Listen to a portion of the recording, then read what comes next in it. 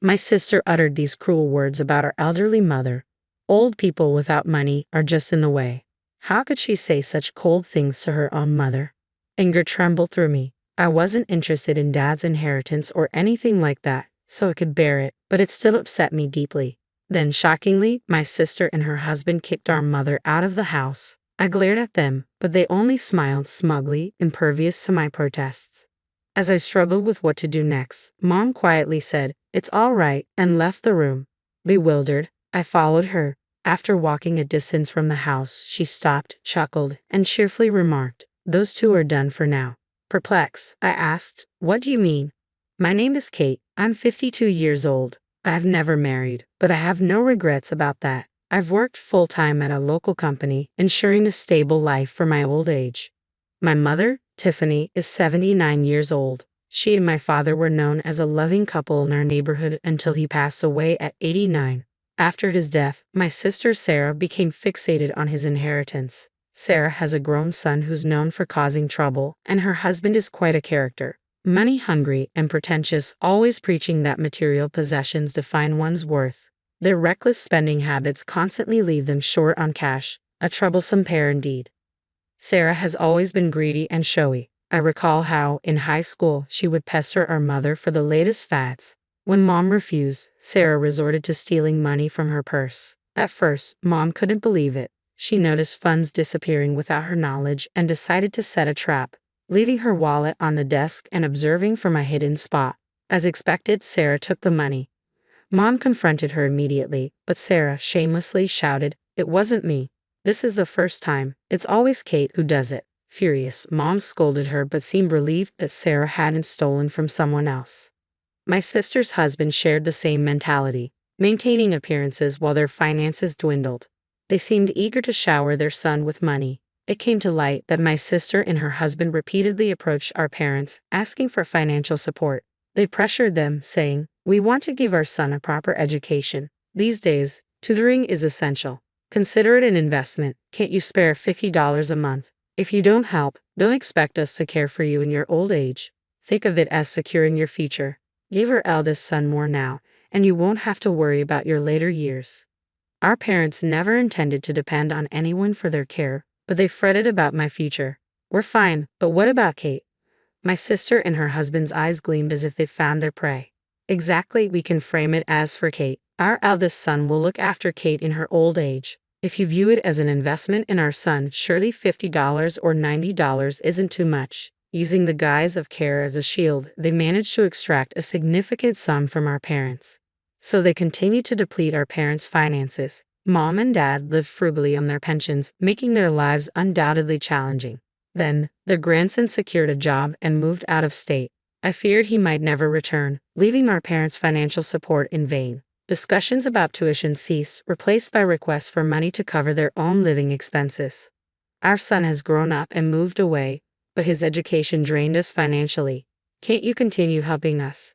The usual $90 will suffice. Kate is unmarried and unreliable. It's always better to have a man around." "Don't worry, Dad. If anything happens, we'll be there in a heartbeat." Our parents realized they were being financially drained, but they felt powerless against my sister and her husband's persuasive arguments. They were skilled at painting their requests as investments for emergencies, even pledging to look after me. Then our father passed away. It might have been the stress. He had become a mere shadow of his former self, his health visibly deteriorating. When my sister and her husband notified us of Dad's death, her first question was, "What about the inheritance?" It was sadly characteristic of my sister to prioritize that over everything else. Inheritance. "Dad just passed away. This isn't the time for that." I tried to interject, but my sister cut me off. "I'll be there soon." "Mom's already there, isn't she?" I was horrified by my sister and her husband. Money seemed to be their sole concern.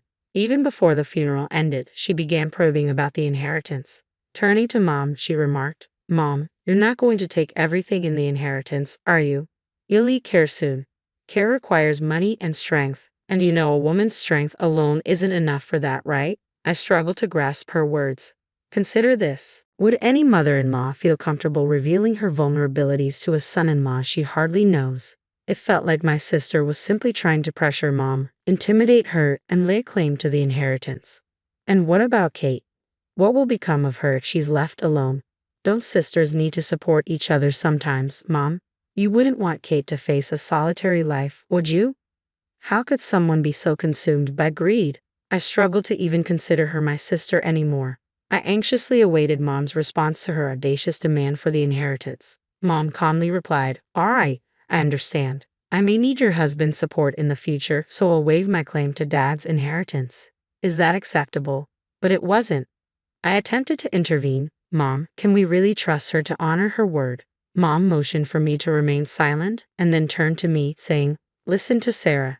You should relinquish the inheritance as well." "All right," Mom insisted firmly, leaving me no choice but to agree.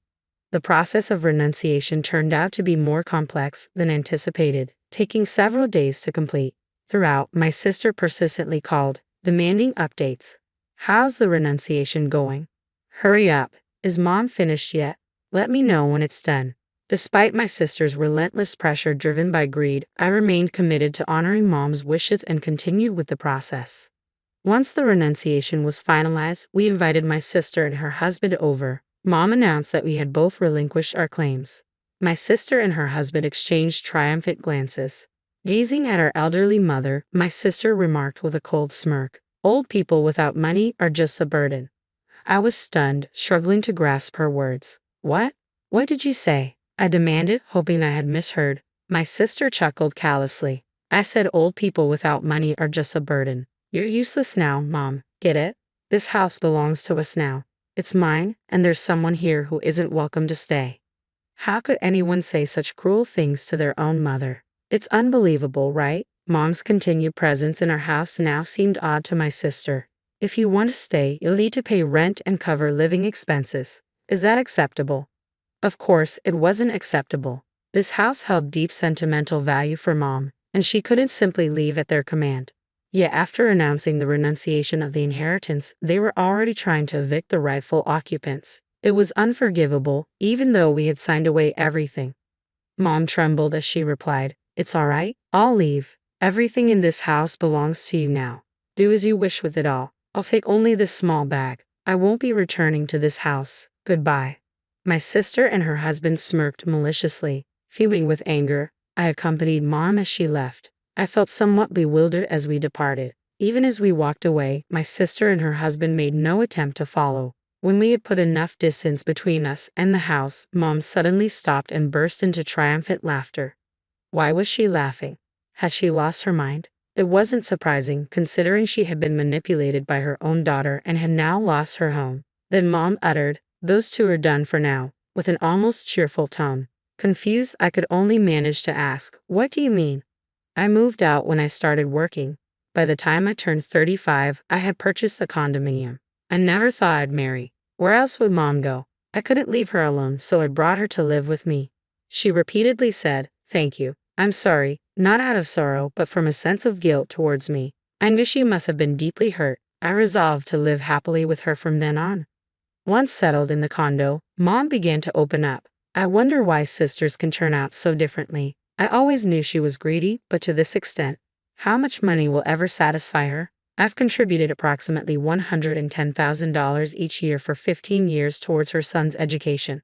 That's a total of $1,650,000. We never really expected any care in return. Was it all for my sake?" Mom nodded with a hint of guilt. It seemed she had been contemplating my future, worrying that I might end up alone. I'm certain now that my sister and her husband never had any intention of caring for her parents or me. Despite Mom holding on to hope for Sarah, I doubt they ever had any plans for caregiving. Fortunately, Dad didn't require much care before he passed. It must have suited Sarah well. Mom smiled again, leaving me puzzled about its meaning. "Yes, it's clear now. She's content with Dad's inheritance. But she was somewhat naive, I believe." "Naive?" I inquired. Mom didn't explicitly state it. "You're a kind-hearted child," she murmured softly. Silence settled between us once more. Then she asked, "Did you have expectations regarding the inheritance?" "I never relied on it. I didn't care for Dad expecting inheritance. Mom and I were the ones who tended to him, albeit briefly. My sister insisted on male assistance for bathing and toileting, but Mom and I managed his care. I nursed him solely out of gratitude, with no expectation in return. And I plan to do the same for Mom, without my sister's involvement." It was all out of genuine love for them. Mom, why don't you come live here? I've been feeling lonely anyway, I suggested. Mom's eyes welled with tears this time. She thanked me repeatedly before saying something cryptic. Just give it a few months. I can't explain now, but I promise to tell you everything later. You don't need to suffer or be sad anymore. We can undo what's been done. Can you wait until then without asking questions? I was puzzled but sensed Mom had something on her mind, perhaps about my sister or the inheritance. For now, I agreed silently. Mom's face lit up with a youthful smile. I wondered about her mention of a few months, but I knew better than to press if she wasn't ready to share. I made a conscious effort to put my sister out of my mind completely. We decided to try a weekday hula dance class. How does this outfit look for Tuesday? Mom asked, a mix of embarrassment and happiness evident in her expression. I wanted Mom to enjoy as many moments of joy as possible while she still could. Gradually, she began to relax more and smile more often. After a few months had passed, I had nearly forgotten about our waiting period. Mom, however, remembered clearly and seemed cheerful that morning. It's been a few months indeed, and they've changed our lives, she remarked. Is that what you meant? Then Mom revealed something startling. After a certain period, you can no longer renounce your inheritance. Renounce the inheritance. What does that mean? I was taken aback. Mom and I had already relinquished our claim to the property. Why would renunciation come up again? We've already renounced our inheritance, haven't we? This isn't about us. It's about Sarah. I was bewildered. Why would Sarah renounce the inheritance? Mom chuckled triumphantly. Because there was no inheritance, only debts. That couple inherited nothing but debt. What a twist of fate. Dad didn't own any property, just liabilities. Mom and I had renounced any claim, so we escaped the debt. Meanwhile, my sister and her husband inherited not property, but debts. I'm sorry. I wanted to tell you more, but I was afraid it would hurt you if you knew the truth. And perhaps you would have told Sarah. I wanted to shoulder the blame alone, so I kept it from you, Mom confessed. I was stunned. Mom had patiently waited for her moment, keeping this revelation to herself. She had anticipated that if I knew about my sister inheriting the debt, I might inadvertently inform her, so she kept it secret. This plan was actually Dad's idea. He gradually transferred his savings into my bank account. He deliberately incurred some debt, but it was strategic, Mom explained. He purchased several plots of land in remote areas, some needing immediate repairs, with the intention for Sarah to inherit it all. Mom revealed they had retained some savings to avoid suspicion from my sister, but ultimately, it resulted in a $200,000 debt. Did you know you can't inherit savings without also inheriting the debt? It's either accept everything or renounce it all. What foolish children, Mom remarked, almost gleeful at Dad's scheme. Witnessing Mom's determination, I understood the depth of her disdain for my sister. Mom, perhaps I would have told Sarah if I had known earlier. But now, considering her predicament, I can't help but feel a twinge of satisfaction. I suppose I felt that anger too, I admitted. My sister and her husband were left with a $200,000 debt. Some properties required immediate repairs, adding to their financial burden. The window for renouncing the inheritance had passed, leaving them no option to opt out now. Blinded by the allure of $100,000, they had ended up with a substantial debt. They might soon sell their rural properties, likely fetching far less than what they paid. Their marriage could even suffer due to the financial strain. Eventually, my sister realized the gravity of the situation and called me in panic. Help me, the debt is overwhelming, she pleaded. It's infuriating. Mom, you knew this, didn't you? You're partly to blame. Pay off my debt now. We're family. Her selfishness left me astounded. Inheriting means taking on the debt too. I didn't know that. I only wanted the property, not the debt. You take it, you can have the debt, she yelled angrily over the phone. Her demands were irrational and selfish. She insisted, you should inherit the debt as a family. Cancel the renunciation. Her words were nonsensical and unreasonable. I'm hanging up now. Maybe you should discuss this with your own family, your husband and son, though I can guess what they'll think of you. I ended the call, feeling a sense of clarity and relief for the first time in a while.